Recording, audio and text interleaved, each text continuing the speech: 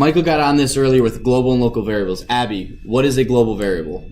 That is what we always have been doing. It applies to all your code, basically. Yes, right. It's accessible by any line of your code. What is a local variable, Micah? A local variable? It's a variable that's found inside of the function. And where can it be used? Only inside.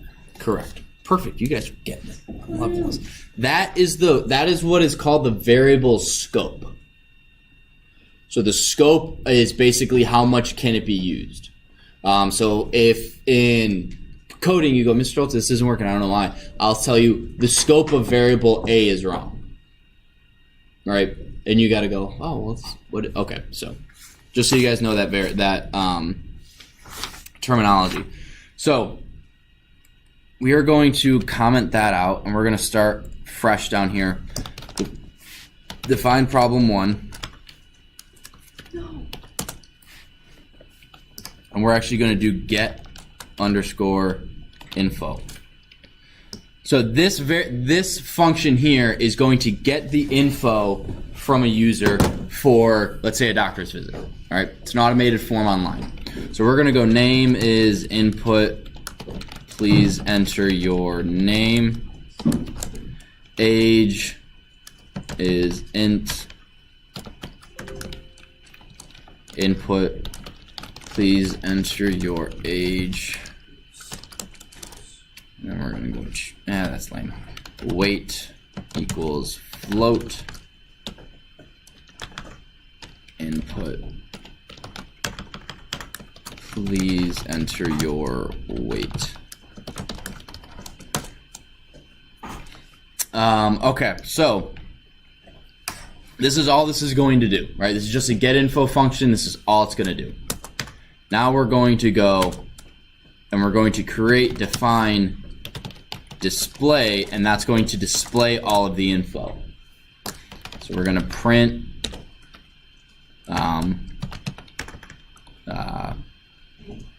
name. Let's go. You can do that right. Name. And then we'll do \n here. Age. \n. Weight. So does that make sense why I have these \n's here? Does that make it go down a little? Yeah, it's as if I hit enter. So it's going to print name, and then it's going to print the string name and then the variable name. And then it's going to go to a new line, print age. All right, it's just instead of having print, it's one print. Oh. Now, right now, I have 3 local variables, right? What does that mean?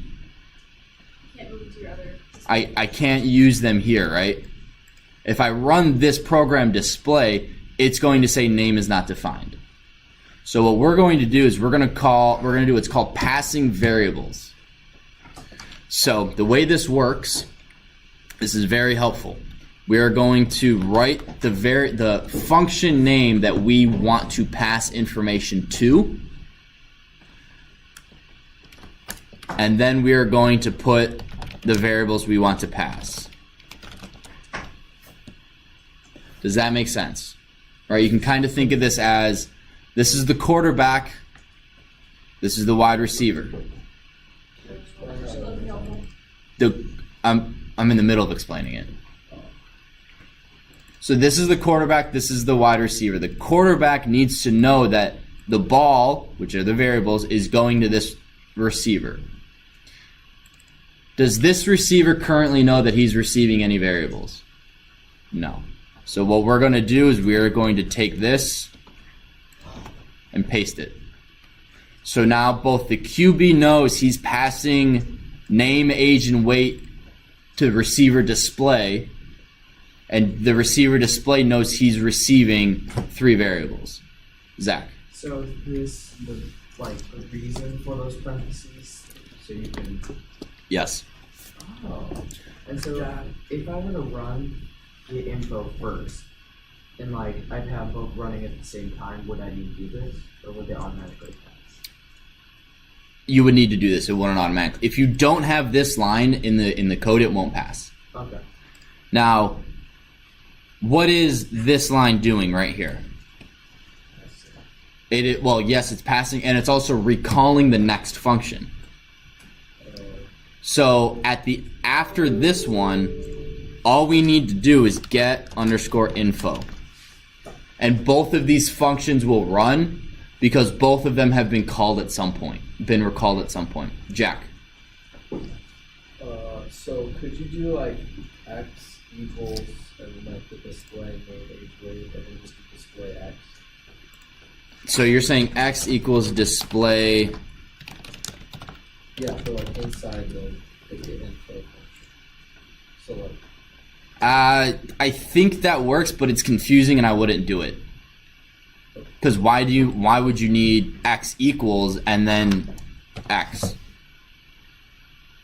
Well, like I don't know, like what if it wasn't just name age weight? It was like this huge thing with like one thing, and you just wanted. I don't think there's a limit of how many things you can pass.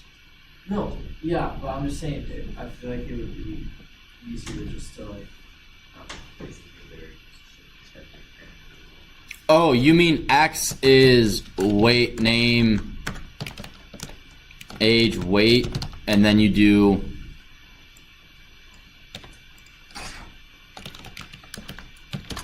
that? No, but that's. Because technically what this does is you can't do that. No, what I was saying is like go up to, yeah, right there, and do x equals that. Yeah, and then just in the next function to display x.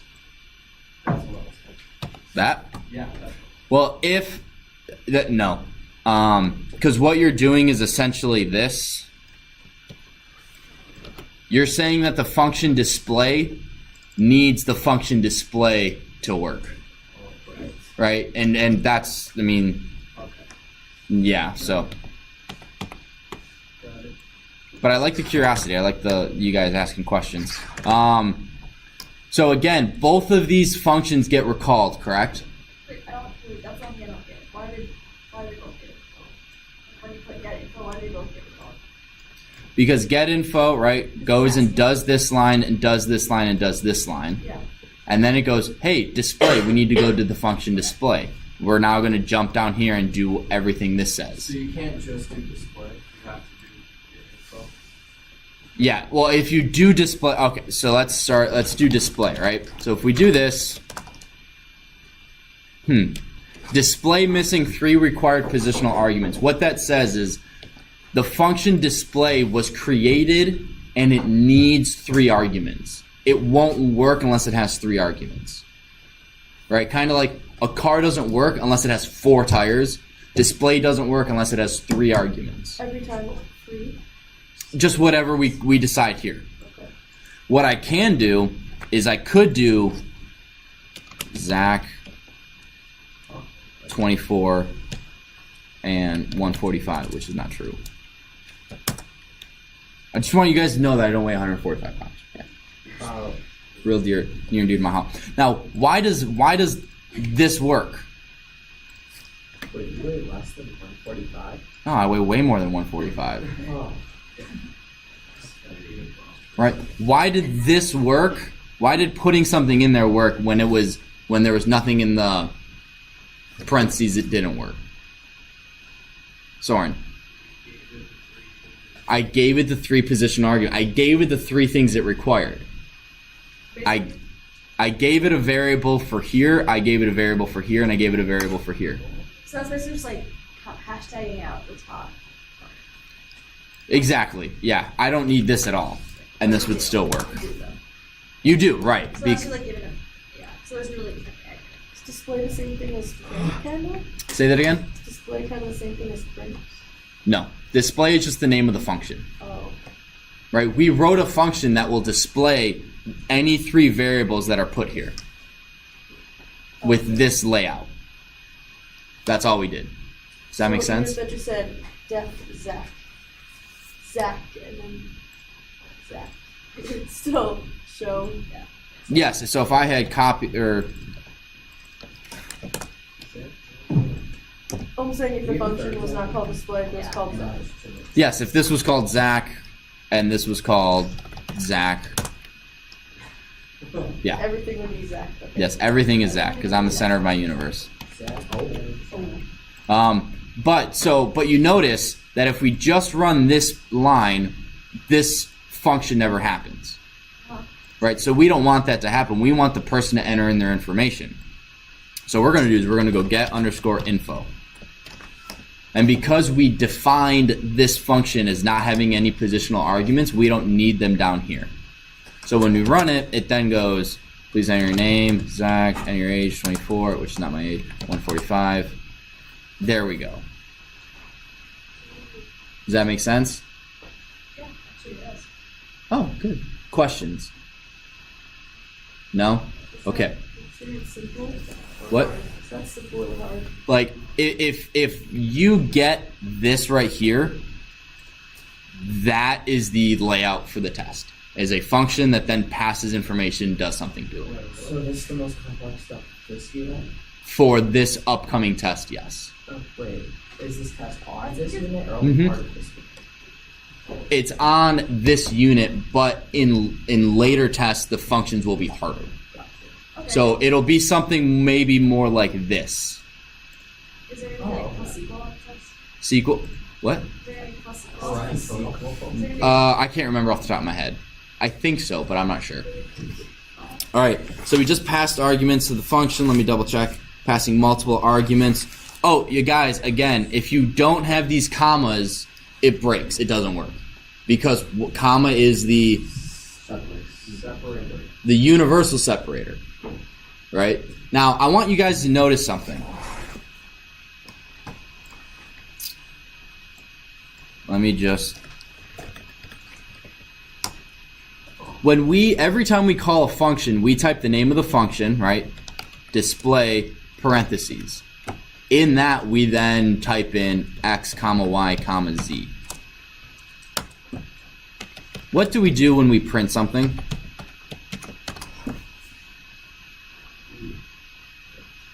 You write the name of print, which is the function, followed by parentheses, and inside you put variables.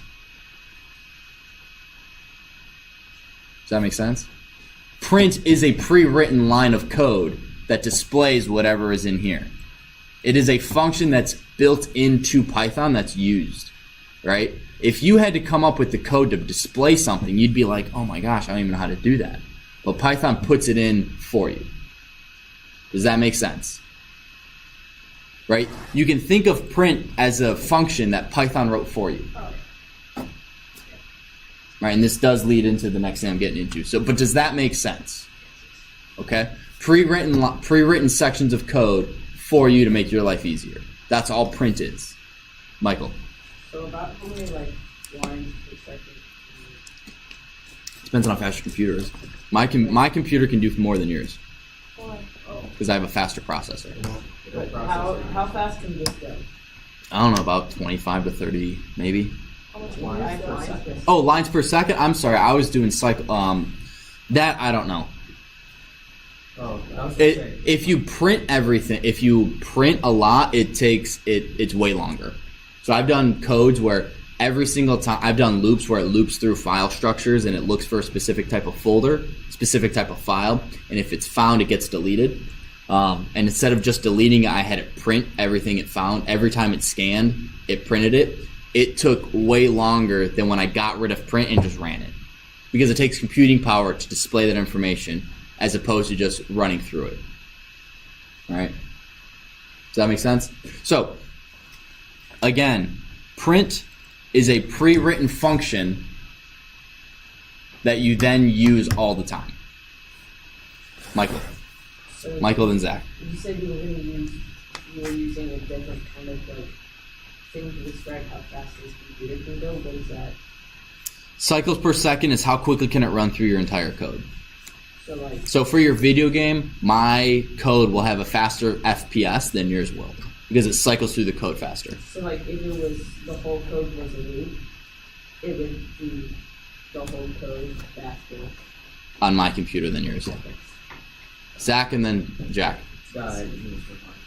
Oh, okay. Jack, what's up? Okay. What does the coding for Python look I'll show you in a minute, actually. I'm getting to that. Yeah, we're going to skip over that. Global variables and global... When do we get to random? There we go. Okay, one more section, and then we get to random number generators, which is the fun part of this class. Not the fun part. Soren. So in the parentheses, add, like, when you run a call function, you put in what the variables that are needed. Technically, no, but for good code writing, yes. I could put...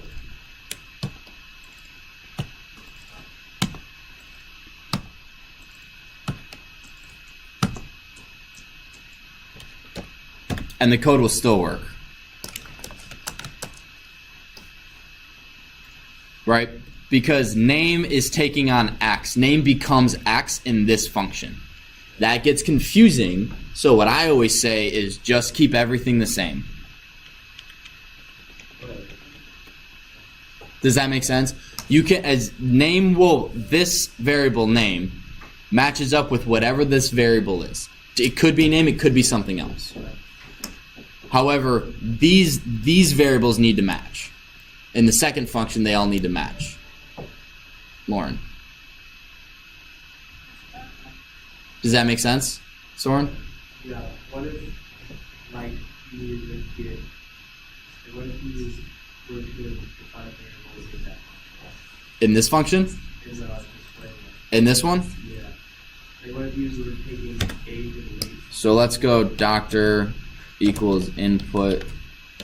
Who is your preferred doctor?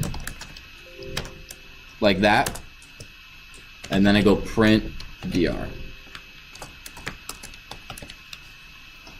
Essentially, what one thing I want you guys to notice is you can write your entire code. I'm just going to copy and paste this. Copy. So let's say you were confused about creating everything. You can just go. This isn't the best way to code, but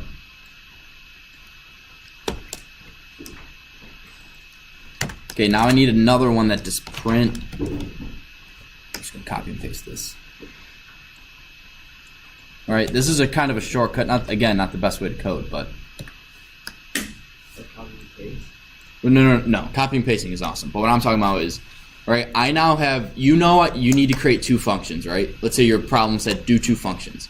One gets all of the information and the other one displays it, right? I have the backbone for both of my, I have the code that does what I want for each of my functions, right? So then I go, okay, this is done. Now I'm going to go define problem one. Then all I got to do is indent this. Okay, that one's done. Now I can go define problem two.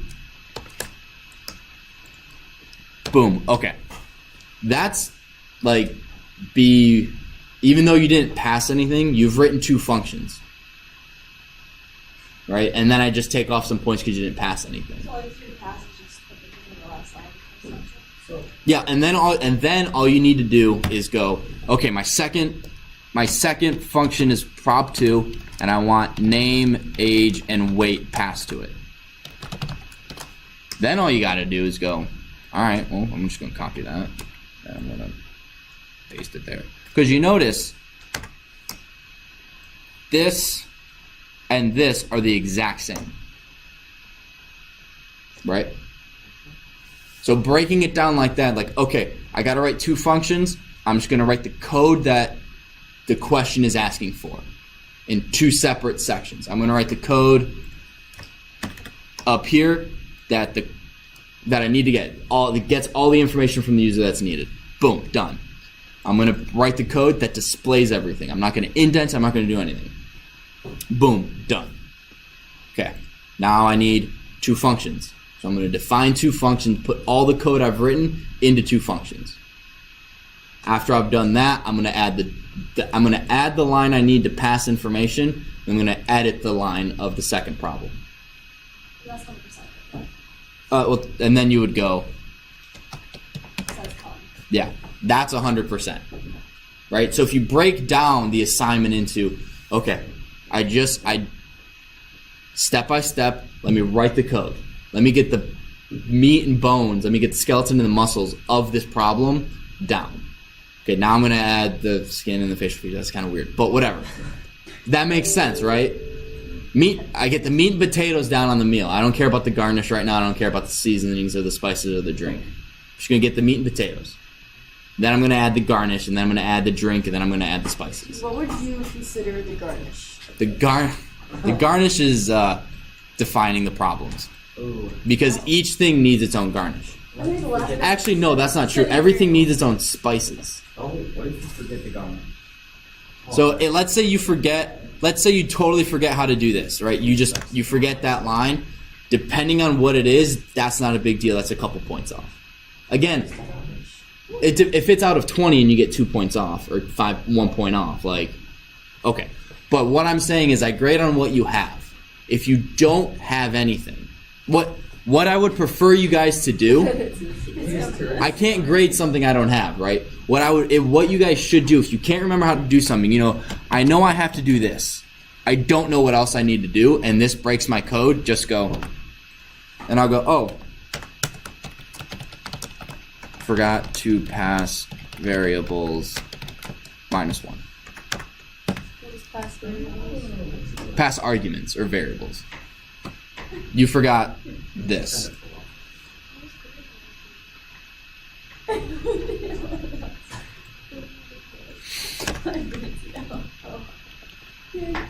You forgot to put the variables here. You forgot to add those.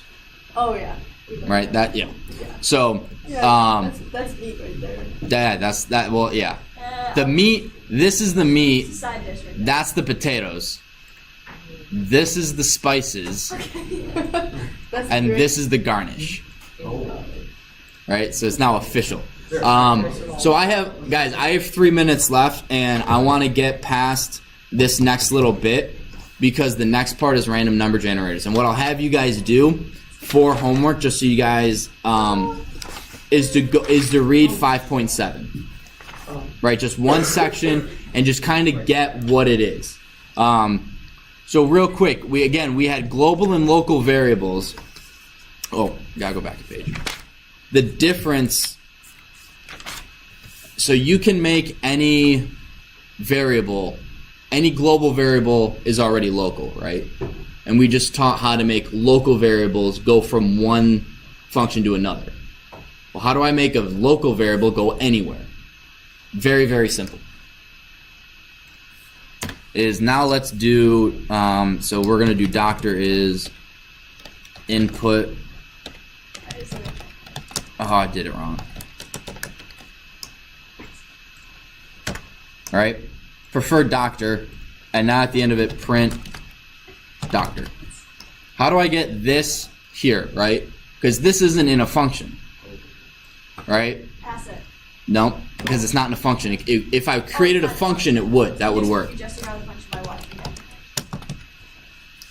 If you do global and you declare that dr is a global verb, and then the next line dr, you create it. This is the one time you do something to a variable that's not yet been created. So then when we run it, and who's my preferred doctor? Smith. Oh, I skipped.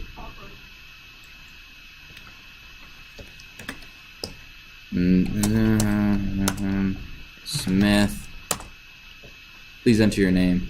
Oh no. I was just running. Oh, yeah, no, I did it. Preferred Dr. Smith. So I have, well, because it was doing this. So instead of commenting all that out, I just have to comment that out. Because it then doesn't call any of that. So let's do this again for the third time, see if I can get it right. So Z35, preferred Dr. Smith. Yes, guys, I'm 54 years old. I look very good for my age. Oh, I'm 54 pounds? Oops. And I'm 3 years old. Wait, how old actually are you? 27. So you guys see that Smith, if I don't have this global part, right? I'm gonna get an error.